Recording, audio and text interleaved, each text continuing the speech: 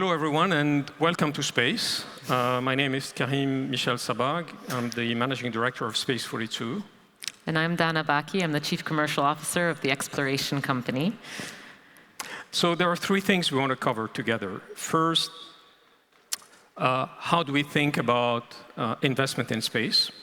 Second is how the work that we do in space, whether the services or the insights, serve the economies and societies on Earth. And thirdly, the role of the UAE in the global space economy. So I'll talk a little bit about investing in space. And first, I'll tell you a little bit more about the Exploration Company, so you have that background. We are actually a European company based out of France, Germany, and Italy that focuses on in-space transportation. So all the vehicles that are getting us to the commercial space stations, to the ISS, and to the surface of the moon. And we're one of the companies that have been really successful in raising capital within the space industry. And I think one of the big reasons that we've been successful and that we're seeing such a renewed interest in the space industry is because we're seeing a lot of different countries now thinking about their space strategies and really working ambitiously to get there, the UAE being one of them. And so what's interesting about the space industry is it usually starts with interest from governments and then expands into an ecosystem that will bring in private customers and really create something that can be commercialized. And we've seen that with SATCOM and now with Earth observation, and you're starting to see it more and more with exploration, launchers, rockets, and companies like us. And so you're seeing really new, interesting business models that are being able to be monetized, and you're seeing really interesting exits that are starting to burgeon. Space 42, being a company that's publicly traded, I'm sure is a great example of this. Space is something that we're exploring, no pun intended, and because it's so early, high risk, high reward. I think investors are really seeing the benefit of being a part of this economy that's really expanding quite quickly. And so let me talk quickly about how we as a space operator invest. So this is the outside-in perspective. This is the inside-outside perspective. For sort of clarifications, we're publicly traded on the ADX. We're in market cap, we're probably the number 4th in terms of market cap value in the world, in terms of satellite space provider of satellite-based services. And our thought process and how do we deploy our capital is fourfold. First, we want to deploy in programs and not projects. Space is very hard. It's not for the faint-hearted. And so when we make investments, we have to take the very long-term view that this is going to be something that we will be doing for the long term and something that will evolve over time. So we have to have line of sight into how the technology will evolve, how the markets will expand, how we will hyperscale. Doing something that is one-off is not for space. It's too expensive, too hard, it will not pay off. Rule number 2 is, in doing so, we have to be clear about what capabilities are we going to be developing, whether it's in the SATCOM space or the SATCOM arena, whether it's in geospatial analytics or AI, whether AI is embedded at the level of the service or AI is part of the optimizing the operation of our business. But being obsessed about the idea of capability matters. The third parameter is that probably is the most important is, once we do something, how do we hyperscale? Deploying a solution in space to connect a handful of devices because the connectivity is good and does something useful is okay.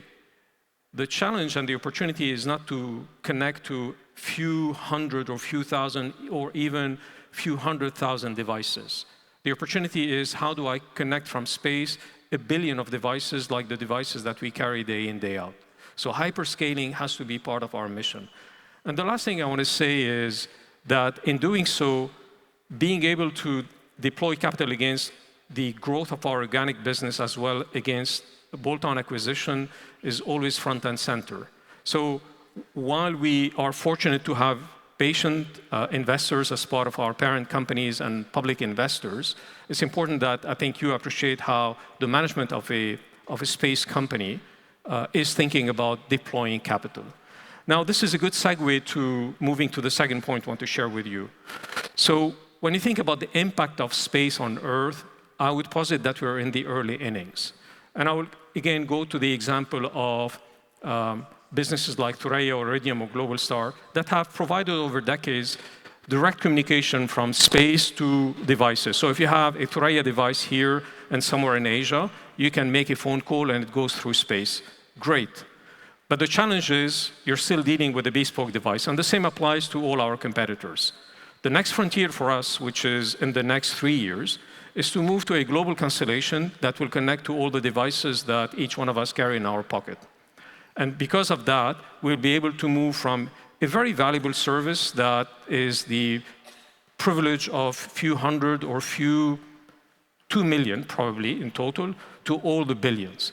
And so in answering the question, what is the impact that we have from services in space on societies and economies, we have to think about the idea of hyperscaling, and direct-to-device is certainly something that Space 42 is focusing on.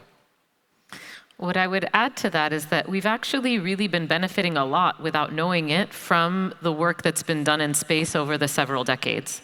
Everything from solar panels, air filtration, LED lights, cordless electronics, all of that is coming from work and R&D that was done originally for space exploration. And what we're seeing today is that there's a renewed effort around R&D in space to help build industries here on Earth. So, as you can imagine, the environment in space is quite different than what we find here on Earth. Not only is there extreme temperatures and 300 times the level of radiation than we have here, but you also have microgravity, right? That zero gravity environment that makes things act differently than they would here on Earth. So you can create new products, new materials, and things react differently in the space environment, and we're seeing that have immense opportunity within R&D. So an example of this is that proteins crystallize differently in space in a microgravity environment than here on Earth, which is enabling pharmaceutical companies to create pure vaccines and new types of treatment for diseases. Stem cells proliferate faster in space, so that's helping more research for biology, but also for things like coral reefs that we could potentially help solve in space and bring back down to Earth. And so there's a lot to be learned from, as a human perspective on exploration, but we're also bringing a lot of it back down to Earth to help build industry and solve problems that we have here today. So let's talk now about the third topic, which is the role of the UAE in the global space economy. Do you want to start, Dana? Sure. So as I mentioned, we are a European company at base, but we look to do things very internationally, differently than it's been done before, because space also has a lot of geopolitical background to everything that we're doing. And so we are looking to do everything collaboratively. Now, the UAE is of particular interest to us because of the ambitions that the country has and the way that the country has really approached, in a very unique way, how to build a program efficiently and get it done within an incredible amount of time. And so I think, Karim, you've lived through it. You can tell us a bit more about how this was built here. But as a company looking at the geopolitics of the world, the UAE is an incredible place to want to partner because it's uniquely positioned. We're friends with all here in the UAE, and we like to see that it's a country that is prone to action and that's looking to actually deliver things quite quickly and in a way that is for the world. So let me add a slightly complementary perspective here. Space 42 came together through the merger of two UAE space champions, Bayinat and Yahsat. One of them was in the satellite communication domain, the other one was in geospatial intelligence and artificial intelligence. There is no precedent in the world of bringing these three capabilities together. And so we're first out of the starting gate. It's a great privilege, but it's super hard because there is no playbook for what we're doing. And we have a view that there will be a convergence of technologies. There is a convergence of use cases that we go through day in, day out. And certainly there's a lot of ways to optimize our operations. And so ultimately the industry will move in this direction. But again, the difficulty for me and my colleagues, or the challenge, is we're sort of writing the blueprint as we go along. It's possible in the UAE because there's a clear policy to advance the space sector and put it front and center. And in no particular order, I can refer to the UAE space strategy. I can refer to the UAE AI strategy. I can refer to the next 50. So these are the next 50 objectives that the nation outlined 3 years ago when they celebrated their 50th birthday, the creation of the UAE nation. And behind these next 50 objectives and plans, there was a 2-page document that was titled The 10 Principles of the Next 50, which talks about a diversified economy with advanced tech front and center, with a diversified and expert talent pool, and importantly, an unrestricted commitment to partnership to reach out to best-in-class athletes. So in a sense, what we're doing is tapping into these 3 normative policies and objectives and pillars that have been defined. And so I've always said publicly that we were fortunate to be able to set up Space 42 because the UAE serves for us as a sandbox. It allows us to imagine things, to put them into action, to stumble, because we are going to stumble, but nevertheless to go up on our feet and do things that are super interesting. And so we're very fortunate, but I will also recognize that there's nothing that we're going to do that is exclusive to us, i.e. that we're going to do this on our own. And so when we set up Space 42, we talked about the 4 ways of working. And the 4th one is very compatible with the UAE ways of thinking, which is in everything we do, we want to bring the best athletes, whether they are within our organization or outside.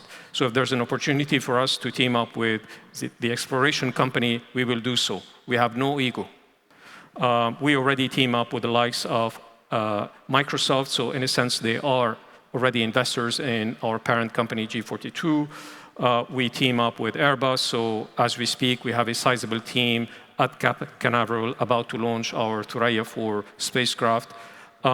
We team up with ICEYE, so yesterday there was an announcement about a JV that will bring the latest Earth observation technologies in SAR and deploy them in terms of industrial model in the UAE. So the point I want to emphasize is we're fortunate in the UAE that we have the policy framework, we have the agencies to support us, we have multiple national champions, and we're only one of them. And that, I think, puts the UAE on the map. I want to remind everyone as a sort of a closing comment that we have to remember that YASAT was created in 2007, and I think the astronaut program was created in 2017. So the UAE aspirations in space are very young, are less than 20 years. And look how far the UAE has advanced. And so this, I think, should be an example and inspiration to many other nations who look to space and say, we want to be there. It's perfectly doable. Thank you, Dana. Thank you, everyone, for participating in this forum.